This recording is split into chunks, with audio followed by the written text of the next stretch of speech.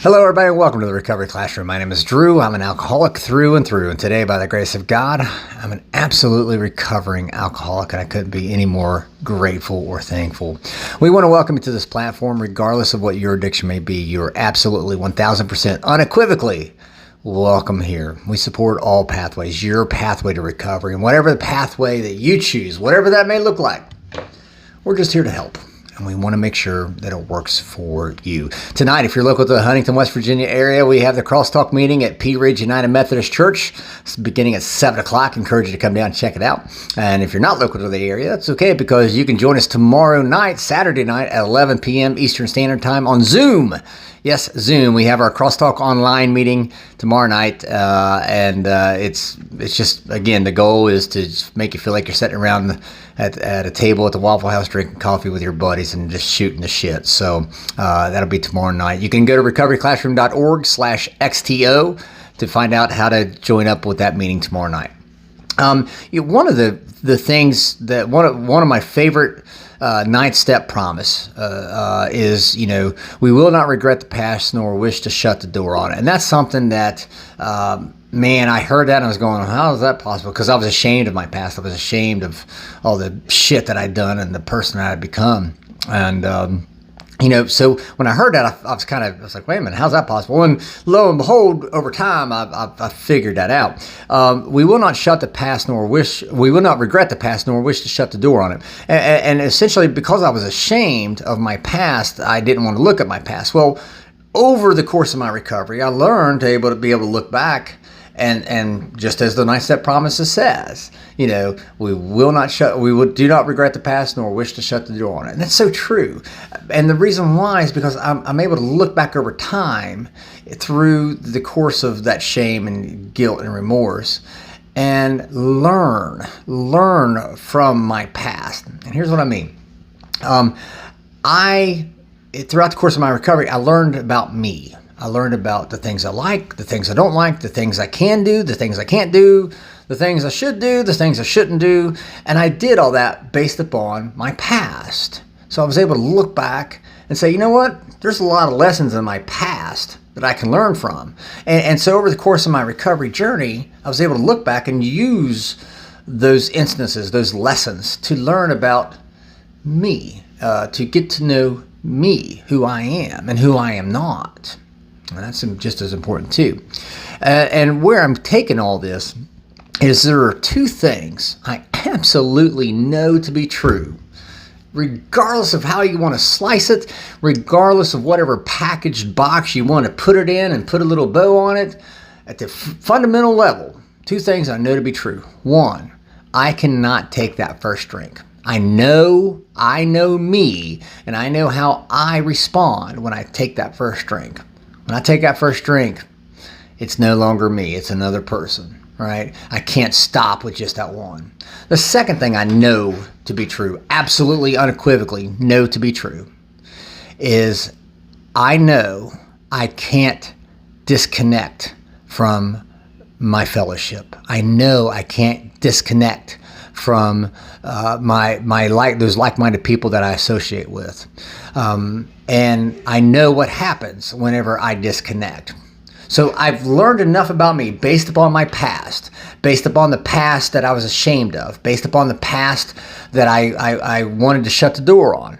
Based on that past, I learned enough about me to conclusively arrive at those two things. I know what happens when I put that one in me, and I know what happens whenever I take myself out of the fellowship. Both of those things revolve around me, who I am, who I've become.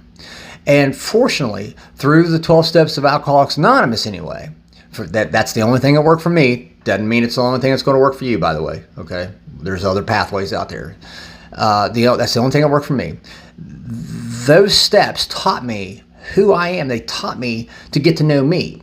And those two fundamental truths are what I use today. I know that I can't take that first drink. I know what happens when I take that first drink.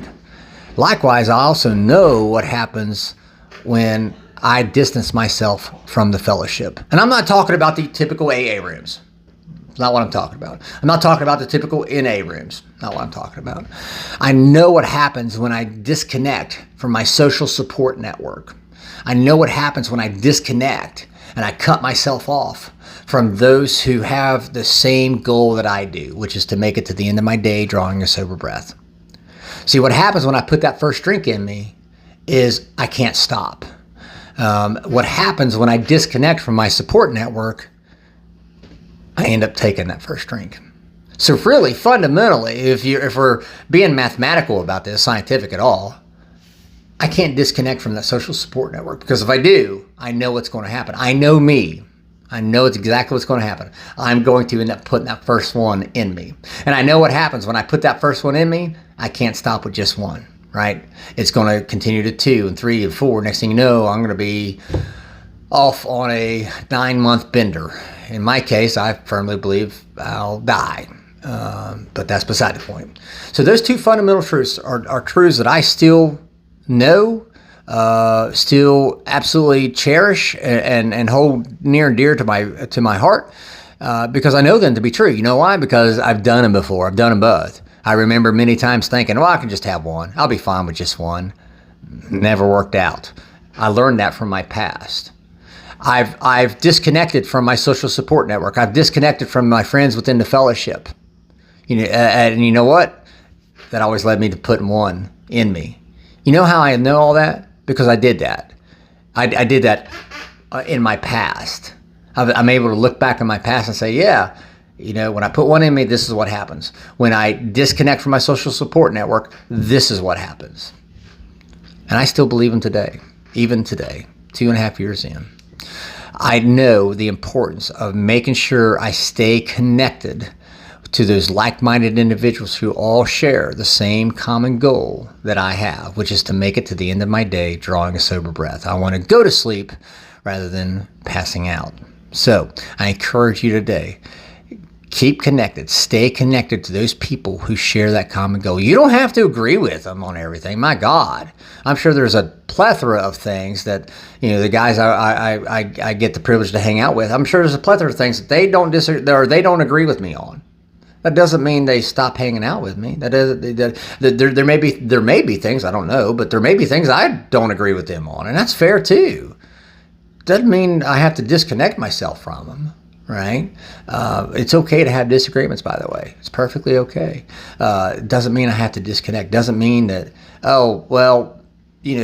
McCormick thinks the sky is purple and I think the sky is blue, so because of that, I'm not going to hang out with McCormick anymore. What? That's stupid. That's the most foolish reason to not hang out with McCormick. And if you ever met Josh, you'd want to hang out with him. He's a lot of fun. So you're allowed to disagree with folks too, and that's okay too. But at the end of the day, you don't want to just completely disconnect yourself. I've been in situations where I've seen people come in. Hell, I've almost done it myself in some cases where I've gone into a room and, people have been assholes. And then they've told me, sit down and shut up. And I'm like, that's not going to fucking work, and they almost drove me out of the room. And I'm still in the rooms. And you know what? For the rest of my life, I'm okay saying this too. I'm hoping that for the rest of my life, I'm going to constantly stay connected to those rooms and stay connected to my friends within the fellowship. Because ultimately, at the end of the day, they're the ones that support me in my goal, reaching the end of my day sober and going to sleep, drawing a sober breath. So with that being said, I'll let you guys go. Hope you guys have an absolutely kick-ass Friday. Apologies for the delay today. Work has been hell, but that's okay. What do we say? Progress, not perfection. Better late than never, right?